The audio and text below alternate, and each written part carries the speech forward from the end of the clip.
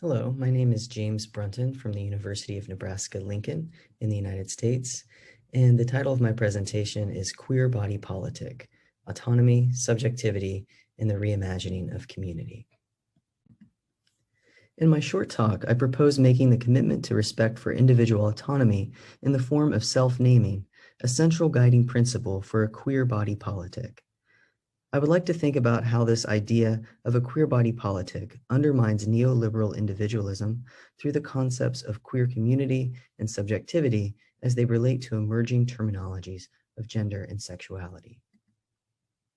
From transgender, genderqueer, non-binary, and gender non-conforming individuals who choose our pronouns different from those assigned at birth, whether within the he and she binary or they, them, or Z, to terminologies to describe sexuality and romance, such as asexual, aromantic, demisexual, demiromantic, sapiosexual, scoliosexual, and others, there's been increased visibility of terminology in recent decades to give a name to our until now perhaps unnamed, private, fleeting feelings, desires, and pleasures, committing them to discourse. While this proliferation of terms could be critiqued within a Foucauldian framework as following a neoliberal consumerist model of individual identity, I think they're actually doing something much more complex and productive. These newly named configurations can resist traditional logics of identity, specifically by orienting us away from the sex desire model of sexuality criticized by Foucault and toward a body's pleasures model, precisely through the deconstruction of binarized sex and gender categories and a Rancierian reframing of the sensible that these terms necessitate. Our own self-naming practices and commitment to respecting the bodily autonomy of fellow community members according to their own enunciations centers the material needs and concerns of actual living bodies, rather than an abstracted universalized body governed by administrative powers within and beyond the LGBTQIA+ community, with a capacity to effect what Rancière calls a new dissensual common sense, what I'll refer to here as a queer body politic.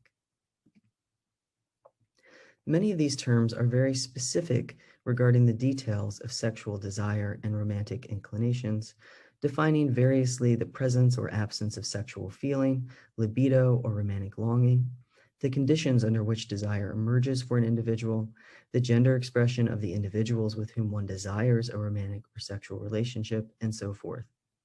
In their specificity, such terms center the pleasures of individual bodies, what makes me happy or gives me pleasure, not what object I'm seeking to gratify a specifically sexual desire,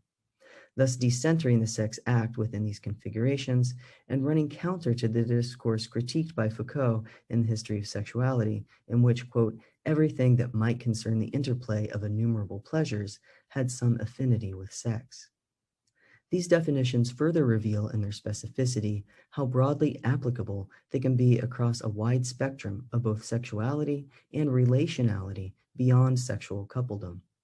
Rather than reinforce binary thinking that structures traditional gender norms and the linkage of sexuality with binarized sex and gender,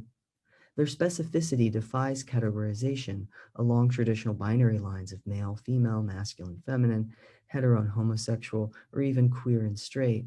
undermining binarized thinking precisely by delinking preferences and pleasures from the essentialist categories of sex. In this way, these self-namings constitute a productive kind of deconstruction, a taking apart and examining of feelings that exist that have been denied, discouraged, and made invisible in individuals, and putting back together in ways that are now visible. In short, what we are seeing is not simply an invention of names, but rather a shifting of our collective framework that makes visible already existing configurations. In the act of naming, these configurations of feelings, bodies, and pleasures become visible and valid as actions. This is an act of politics that, as Rancière holds in his definition of the political, quote, invents new forms of collective enunciation. It reframes the given by inventing new ways of making sense of the sensible, new configurations between the visible and the invisible, and between the audible and the inaudible, new distributions of space and time, in short, new bodily capacities.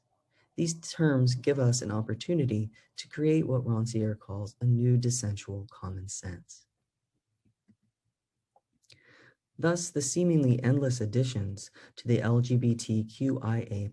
acronym may be better understood as affirmations of subjectivity rather than identity, wherein the effect is a recognition of bodily autonomy by a community.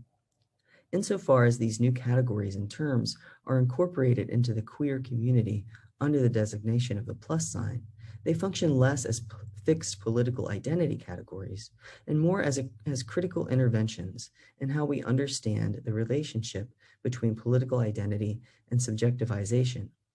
In subjectivization, we are both constituted as subjects and subject to the powers of discourse and the law. Might we envision the act of self-naming and respect for the autonomy of the self-named individual as an intervention in the processes by which we are subjectivized, a relational process of setting new terms, charting a new landscape, and laying the groundwork for an as yet unrealized future. This reframing of the sensible is part of a radical democratic process of community remaking, where by recognizing the autonomy of self-naming subjectivity, we can reorient democratic practices around actual bodies in community. Foucault writes in The History of Sexuality, Volume 1, "It is possible that the West has not been capable of inventing any new pleasures, and it has doubtless not discovered any original vices, but it has defined new rules for the game of powers and pleasures. The frozen countenance of the perversions is a fixture of this game. Pleasure and power do not cancel or turn back against one another. They seek out, overlap, and reinforce one another." The legal, medical, political, and cultural landscapes of the West have changed in important ways since Foucault made these declarations.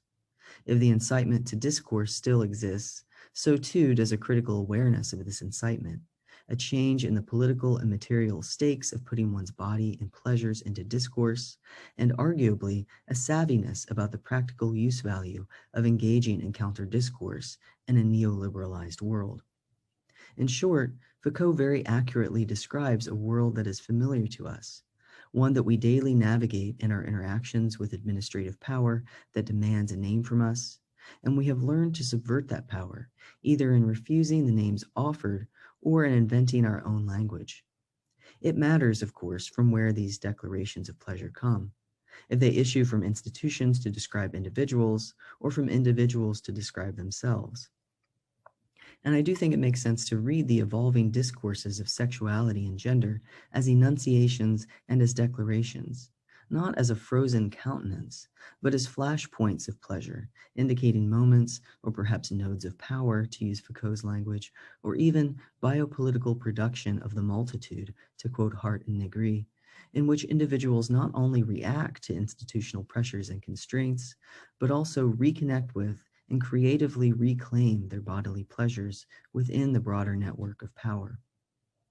Even as we acknowledge these contemporary flashpoints, the survival of a queer body politic requires the humility to admit that we cannot predict what configurations will emerge, what subjectivities will materialize, what sets of behaviors and pleasures and joys will give rise to a name. Thank you, and I look forward to your questions and comments.